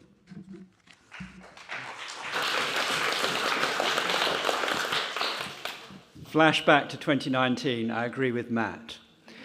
We said that a lot back then. But just to add to that on water, that it is a scandal that the water companies have borrowed money to pay dividends and bonuses to their bosses. And we would turn them into public benefit companies. We have tried hard to hold them to account in the House of Commons on the sewage leaks, but somebody in this room kept voting against us. And she wasn't alone, obviously. And on carers, I just point you to anything you've seen or heard from Ed Davey. He understands caring. He had to care for both his parents till they died. He has to care for his wife, and he has to care for his son. And we feel very strongly that carers, particularly carers at home, need a lot of support. And that is what we do.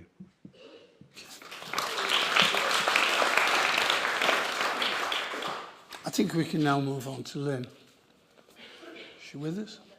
No. Let me read this one for you because it brings it to a topic very much involved with this area and particularly our young people. As affordable housing is so expensive in the Peak District, what will each party do in regards to social housing in order for local people to be able to live and work in the area?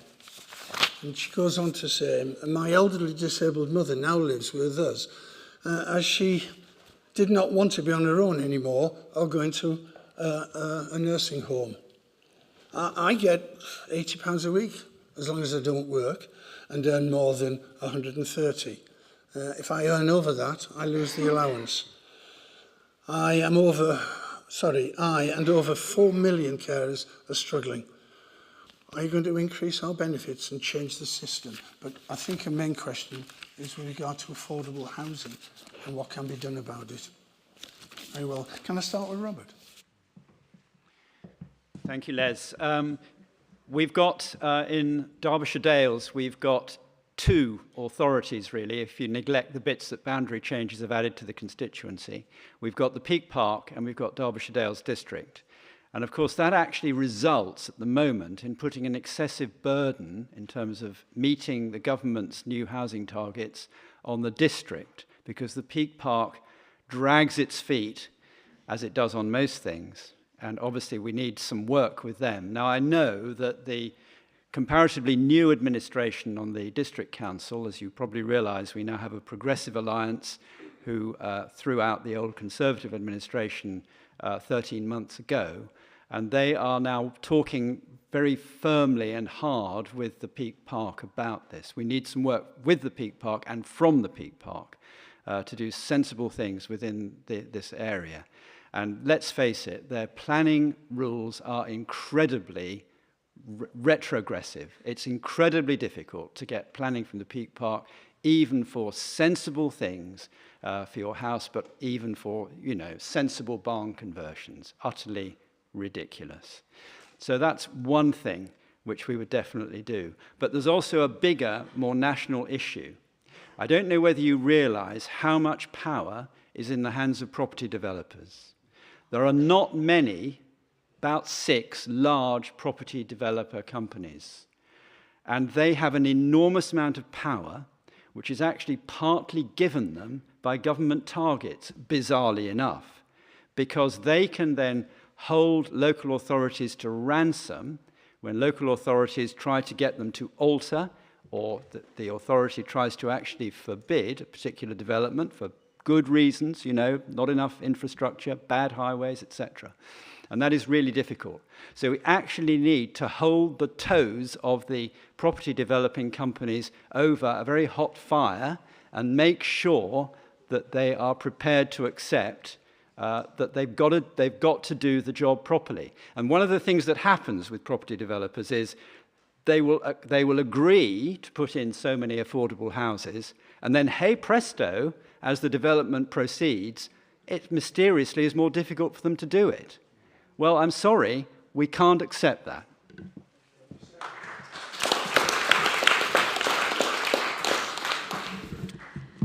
We've got 2 major bureaucratic local planning authorities in the Dales. We have the Peak Park Authority and we have Derbyshire Dales District Council.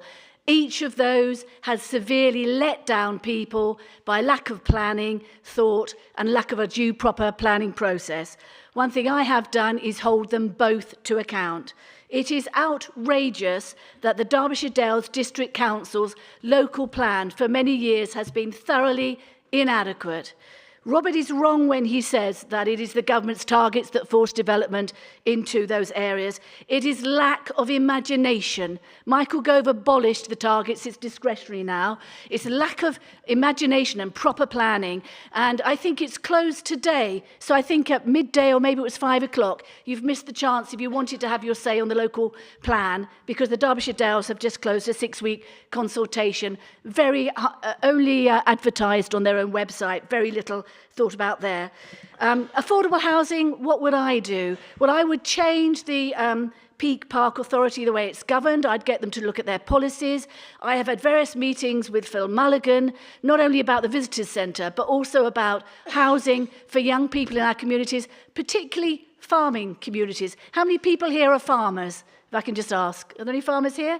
I thought not, because I haven't been asked a single question about farming, which is what I wanted to talk about also today, and also to ask the Labour candidate about the Labour manifesto that only has 87 words about farming, 30% of which are about banning the cull, which I hear today Keir Starmer has overruled and he's going to support the badger cull. So I'd like to hear from the candidate about that.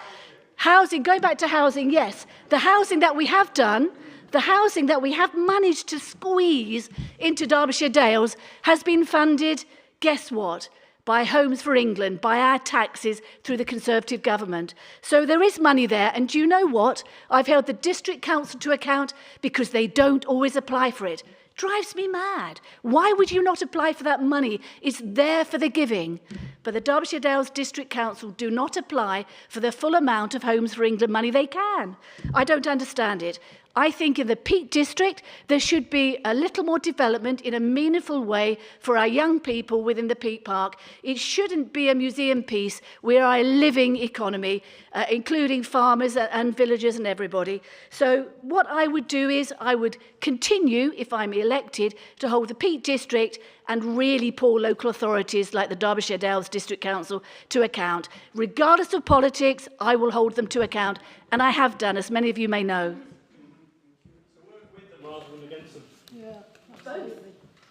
If I can answer that aside, I would work with them, because I had to pressurise Derbyshire Dales District Council to apply for money. The Levelling Up grant, they didn't apply for the first lot. I had to say, please, please, please apply. I will help you. They applied and they got 13.5 million for Ashbourne.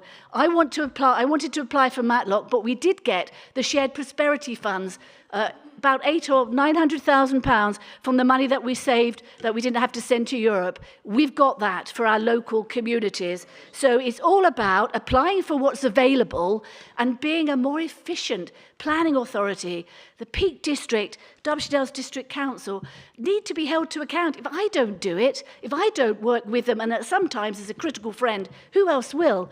Anyway, that's only if you re-elect me, and I'm sure everybody in this room will want to do that. It's hope triumphing over expectation, perhaps. Yes, John. Yeah, there's several problems here. Labour want to build 300,000 new houses a year, which hasn't been done, I think, since the 70s. And in the 70s, local authorities were building social housing. That's more or less disappeared off the map. The problem with local authorities is, and as Sarah mentioned, going to bid for certain pots of money. Local authorities are on their knees, like almost every other public service in this country. They've been absolutely decimated over the last 14 years with austerity. I know from Derby's perspective that the little bit of money you can build you've got to build social housing. With right to buy, quite often the property gets sold very quickly and the local authority ends up actually losing out. So it's not in their interest to sort of build a lot of properties. That needs to change. It's got to be, the local authorities have got to be incentivised to build social housing. What Labour are proposing is obviously brownfield first, but I appreciate there aren't loads of brownfield sites left. And then they're looking at greyfield, which is sort of greenfield, but car parks or not particularly picturesque parts of the green field, and then greenfield sites where they would commit to 50% affordable housing. We've got to have, even saying affordable housing, it's like you have to put in air quotes, because affordable housing is still expensive, but at least it's just about within reach. So we need more properties, 100%, especially for our younger people. We need them to be cheaper. We need to stop our younger people clearing off to other areas of the country. We need them to just thrive here, get jobs here. Yeah, well, we need housing. Okay. You're going to deal with it? Well, we can build more housing, but it's got to be affordable, and it's got to be and a proportion of social housing as well. If the local authorities actually have the money.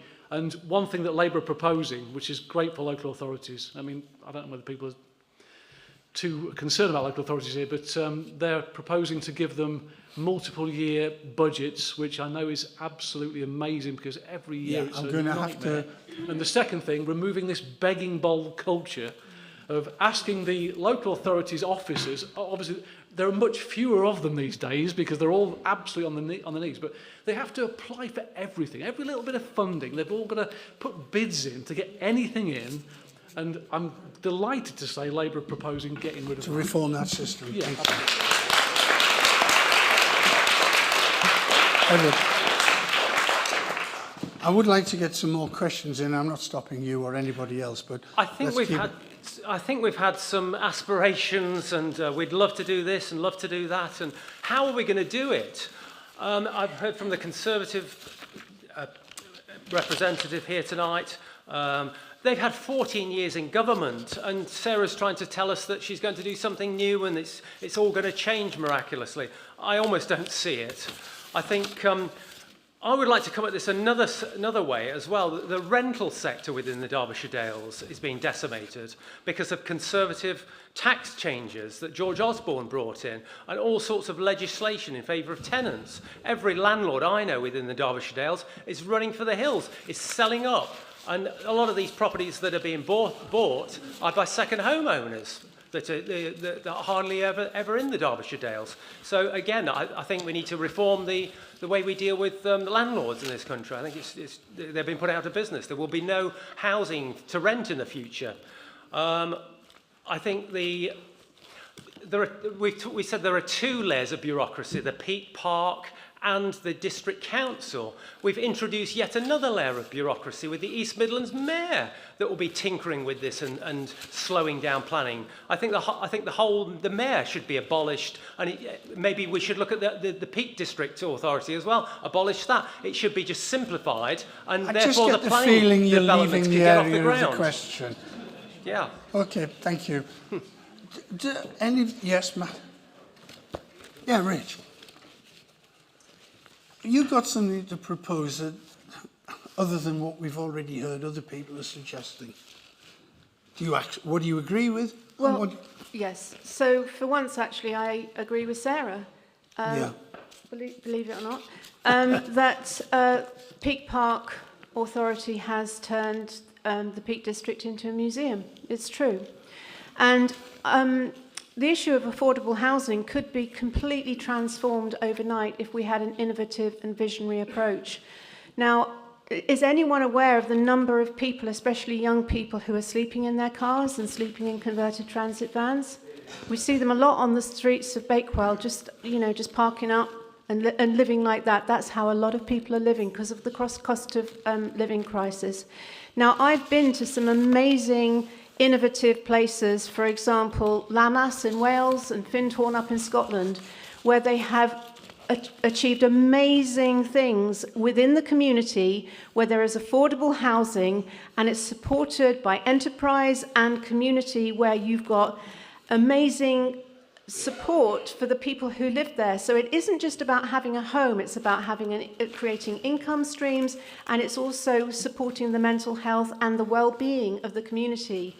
And Wales has got the One Planet development policy. So what we truly need is a visionary and innovative approach, and not have this authoritarian dictatorship, which is unfortunately what has been created. Okay, thank you. Matthew? Yeah, for the Green Party, affordable housing is our priority. We do think that there are significant issues with second homes and holiday lets. I think that there's. I saw statistics recently that actually there are enough houses in the UK for people to live in, but they're not shared out very well. And I think it is worth remembering that the national park is a national asset, and we should be doing stuff to support the communities which live here. But that shouldn't be about completely unplanned development across the national park. I think one of the key issues has been the issue about right to buy, where local authorities don't feel comfortable, don't feel confident that they're going to be able to maintain their affordable housing stock or their social housing stock. And and whilst that came in the 80s, unfortunately Labour didn't do anything about it the last time they were in power, when they could have done, which is really disappointing. Okay. Yes, finally. Yes, Helen. Okay, just a couple of other things really to add. We have in the UK 1 million unoccupied homes currently, and I looked it up, we have 1,000 in Derbyshire Dales. There's a business opportunity there. I watch Homes Under the Hammer, and actually there's lots of people who could develop those, make a bit of profit, and bring those homes back into use. In Grindleford a couple of weeks ago, I was talking to an award-winning sustainable builder. Just by chance, he was up on a roof, repairing his roof. Sorry? We're just hoping he maintained his position up on the roof. Yeah. Oh, he was up on the roof. He wasn't going to jump. He was actually repairing his roof. And he was saying, actually, what Robert was saying. He works nationally. He's got a company, builds stuff all over the place. But he was saying there are 4 or 5 big boys, big developers, who have vested interests. And again, they're holding this back in terms of innovation. This morning I was with East Midlands Chamber for a different hustings, and there were some guys there from a building firm who knew this sustainable builder. Actually, they were saying building techniques Again, with those vested interests, we have the technology now to build a home for 90,000, a decent home for £90,000. But because of those vested interests, those developers don't want these new techniques. We've talked a lot actually about retrofitting things like insulation into buildings. I just want to tell you a story as well about a guy I met a couple of weeks ago at Derbyshire Smallholders. I don't really think we have time for anecdotes. Right, okay. Sustainable buildings and retrofitting insulation, for example, sheet wool would be a good idea. In Chesterfield, we have prefabs that were built after the war. Still there, still good, still solid, good homes. I visited the Peaklands in Stony Middleton. What a lovely development that is. Again, they're on a prefabricated basis. So what's your proposal? To do more of it, Les, to do more of it. Thank you very much.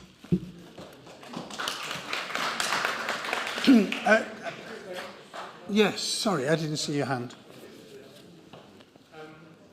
When I went past a new development recently, I noticed there weren't any solar panels. And I'm thinking, aren't we making retrofitting an ever-increasing job?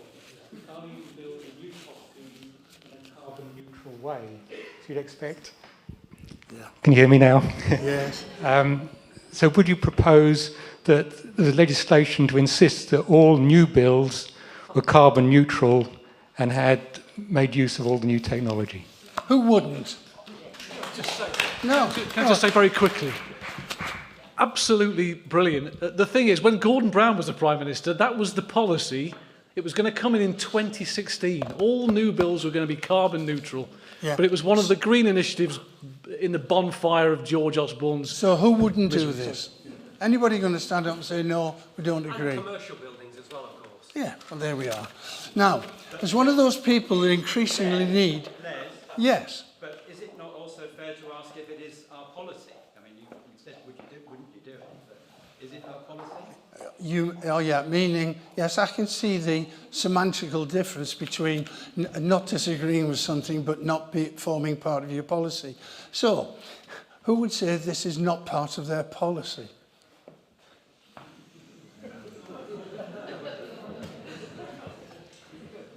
From having read all the manifestos, I don't think it's part of anybody's policy, and people need to be honest about that.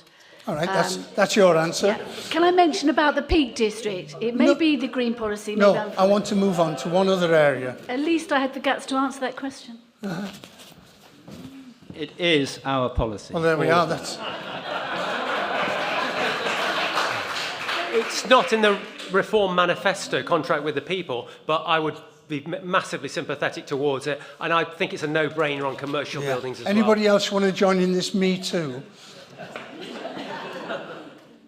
I don't think it's a planning issue. It is our policy, but I think it's stuff which should be done at national level through building regulation. You know, it shouldn't be a matter of opinion. Yeah. It's a local opinion. It's a matter of. Hello, you're coming back. I National just want to say, I don't think it is in the Labour manifesto, but if I get elected, it's definitely something I want to do. You don't think it's in? Oh, well, okay, it isn't, but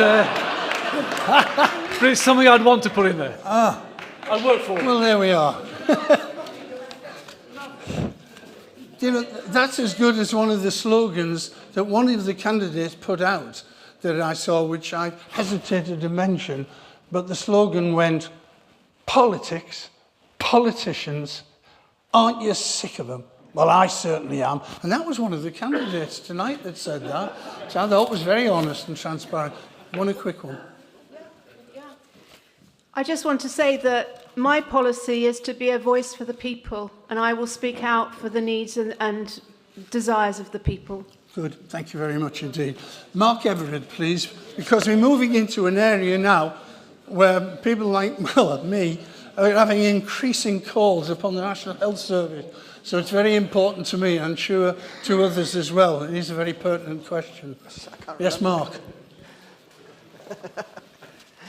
Thanks. I worked in the health service for many decades. I have seen it go through various transformations. It started just after the Second World War, under Labour against great opposition, was grossly underfunded for quite a number of decades, and we were way below the European and American average of spend. But it performed amazingly well because people were totally committed and went way above their job descriptions. We then hit the Maggie Thatcher era, the Birmingham Children's Hospital fiasco happened where lots of operations were cancelled due to lack of funding. And so we had a reorganisation so that it was taken away from government responsibility and put on chief executives. No more money, but let's shift the blame away from the politicians. Through the mid-90s and into the first part of this century, there was a huge amount of investment. We went from way below international averages to just below international averages. We had the greatest satisfaction ever of the National Health Service. We had the shortest waiting lists, and targets were being met. And then since then, we've seen it collapse and to the point where it's on its knees. Austerity was an ideological approach that has been used as a smokescreen for the destruction of the health service, environment agency, education, justice, just about any public service you want. So my question is, are you going to try and pursue this destruction of such valuable parts of our community, or is your party going to change things and reinvest and get it back to where it should be? Thank you very much. And Francis Beveridge, your question is within the same area. Are you with us? Ah, there you are. Bring the microphone. Mine's mainly about Sure Start. I just need to put the glasses on. Right. Since 2010, Derbyshire Dales is seeing a trend of worsening health, including mental health amongst parents and children. This includes a worrying trend of an increased death rate in newborn babies and children, which reverses the steady improvements we have seen in previous decades. In 2016, Derbyshire County, 34 Sure Starts were closed, including in Bakewell and Wirksworth. They are now closing, this is Derbyshire County, a further 10, which includes the one in Matlock, and there are now no Sure Start children's centres in Derbyshire Dales.